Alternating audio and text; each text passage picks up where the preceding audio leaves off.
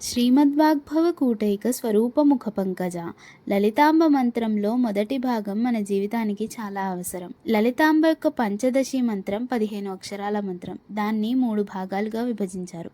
వాగ్భవ కూటం, మధ్యకూటం, కామరాజకూటం. ఈ 3 కూటాల్లో మొదటిది అయిన వాగ్భవ కూటం అమ్మవారి ముఖంగా భావిస్తారు.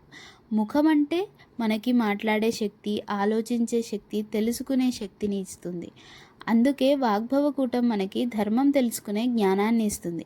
ఎందుకంటే మన జీవితంలో వ్యవహారానికి ధర్మం, పరమార్థానికి జ్ఞానం రెండూ అవసరం. ఈ రెండూ లేకపోతే జీవితం దారి తప్పుతుంది. అయితే ఇవి ఎక్కడి నుంచి వస్తాయి అంటే శాస్త్రం నుంచి, వాక్కు నుంచి, బుద్ధి నుంచి. ఈ 3 కూడా ఉద్భవించే మూలం వాగ్భవకూటం.